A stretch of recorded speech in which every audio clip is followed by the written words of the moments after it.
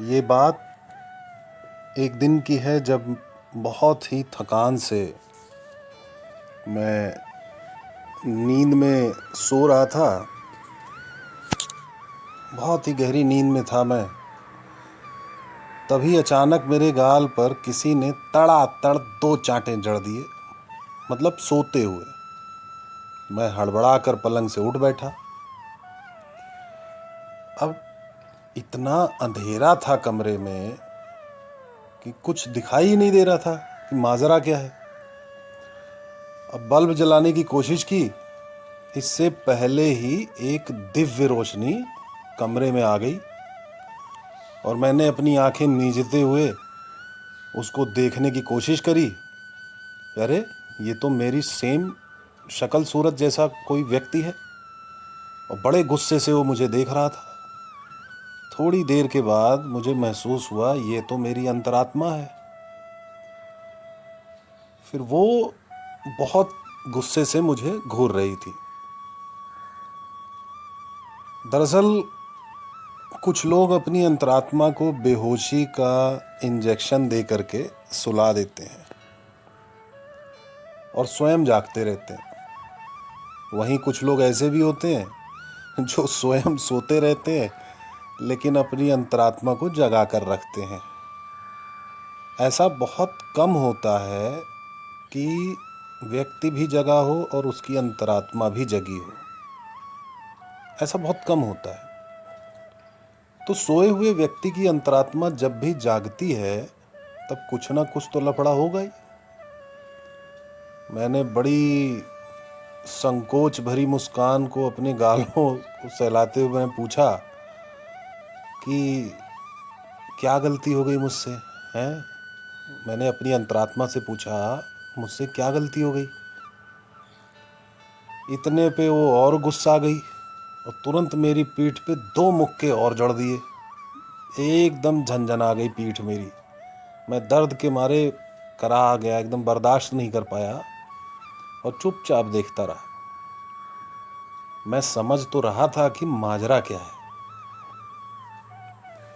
फिर अंतरात्मा ने बोला, तुम्हारी यही आदत मुझे अच्छी नहीं लगती है। मैंने पूछा, व्हाट हैपेंड? अंतरात्मा बोली, ज़्यादा भाषा का ज्ञान मत फटकारो हमारे सामने। हमें भी अंग्रेजी बोलना आता है। तुम ये बात अच्छे से जानते हो कि अगर कहीं हम अंग्रेजी में बोलने लगे ना तो तुम बोलने लायक नहीं बचोगे। इसलिए चुपचाप हम जो कह रहे हैं वह सुनो। तुम हमें जगा कर खुद क्यों सो जाते हो, हैं?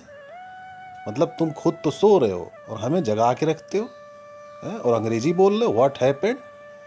हम तुमसे 100 बार कह चुके हैं, हम दोनों में से कोई एक अगर सोता रहा तो लफड़ा हो जाएगा और तुम हो कि मानते नहीं हो। और फिर वही लफड़ा और वही टंटा तुमसे सुलझेगा नहीं। तो मैंने पूछा, अरे अब क्या हो गया? फिर अंतरात्मा बोलती है, तुम ये सब छोड़ो, 100 बात की एक बात सुनो। आज के बाद तुम या मैं सिर्फ वो बोले जो सामने वाले को सुनने की इच्छा हो। वो ना बोलें जो सत्य है, वो ना बोलें जो तुम्हें दिखाई दे रहा है, बल्कि वो बोलें जो सामने वाला सुनना चाहता है, सामने वाला देखना चाहता है। नहीं तो हम बता रहे हैं, तुम्हारा एक भी दोस्त इस दुनिया में नहीं बचेगा।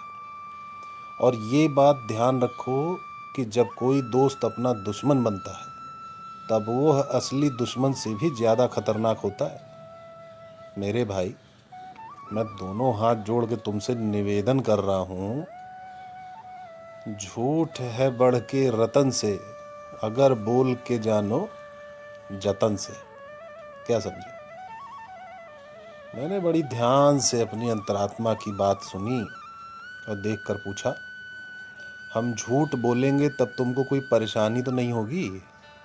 तो अंतरात्मा ने जवाब दिया, मुझे परेशानी तब होगी जब तुम्हारे द्वारा बोला गया झूठ मुझे भी सच लगने लगे।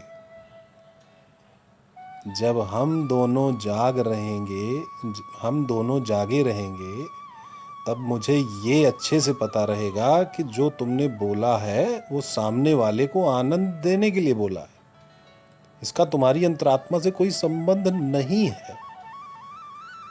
तब हम तुम्हें कचोटेंगे नहीं।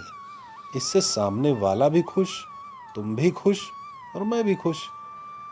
और तभी अचानक से कमरे में घुप अंधेरा छा गया और चमत्कार में एकदम फिर से उसी अंधेरे में मुझे सब कुछ साफ साफ दिखाई देने लगा।